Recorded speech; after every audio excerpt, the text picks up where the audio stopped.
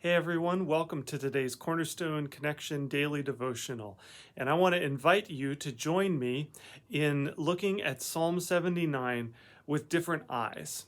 Psalm 79 is an imprecatory psalm. It's a psalm where the psalmist is calling down a curse upon his enemies. It begins with this: O God, pagan nations have conquered your land, your special possession. They have defiled your holy temple and made Jerusalem a heap of ruins. So this is likely happening after the fall of Jerusalem, as Babylon has come in and destroyed the temple and taken the people away. Verse 2, they have left the bodies of your servants as food for the birds of heaven. The flesh of your godly ones has become food for the wild animals. Now, usually when I read Psalms like this, I tend to kind of relate to the psalmist and go, yes, God, I want you to defeat your enemies. And how could you allow your enemies to lay waste to your people like this? And then it stuck out to me as I was reading this verse 2 that says, the flesh of your godly ones has become food for the wild animals. Now, godly ones? Like, have you been reading the first couple books of the Old Testament with me? As we read through Numbers, for instance, we are not seeing godly behavior. And the people of God are about to enter the promised land, and then they're going to have periods where they're obeying, but a lot of periods where they're not. These are not godly people. They are not following after God's ways.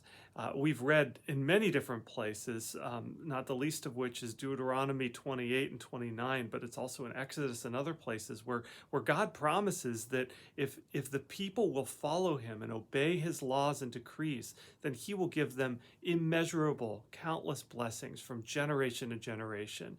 But if they don't follow his ways, then he's going to bring a curse upon them because they're not following his laws and statutes. And then that curse will be to generations upon generations after them as well. So there's really no excuse for using the term godly ones right here, other than just simply the fact that it's the people that God chose to be his special possession. But they have not been acting in a godly manner. Skipping to verse 5, O Lord, how long will you be angry with us? Forever? How long will your jealousy burn like fire?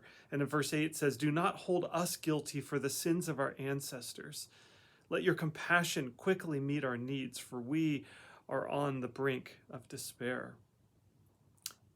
You know, as I read this, it reminds me that is the curse that God promised, that the sins would be, the sins of your generation will be then, the consequences will be meted out on the generations following you. So these people are getting exactly what God promised would happen.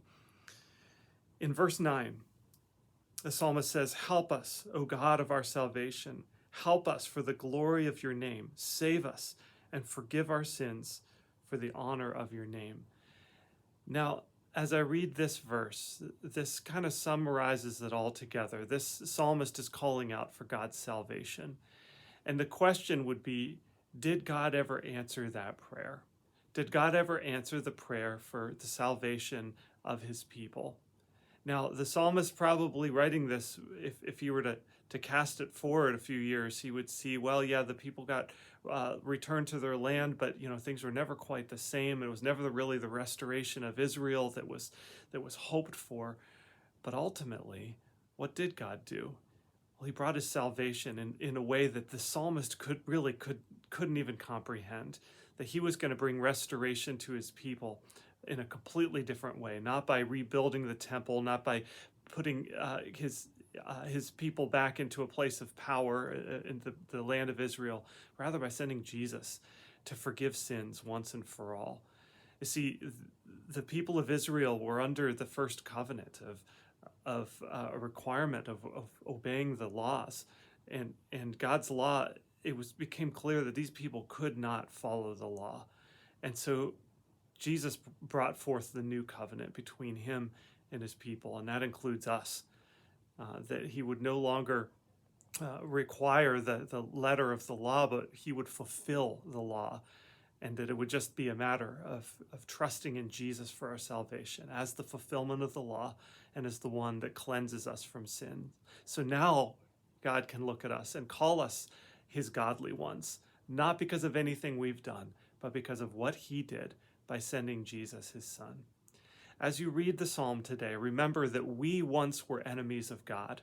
That as he talks about the enemies in here, it's not the ones that broke down the walls of Jerusalem and destroyed the temple. No, we were the enemies of God. But because of Jesus, because of the salvation that God did send through his son, we are no longer enemies, but we are friends.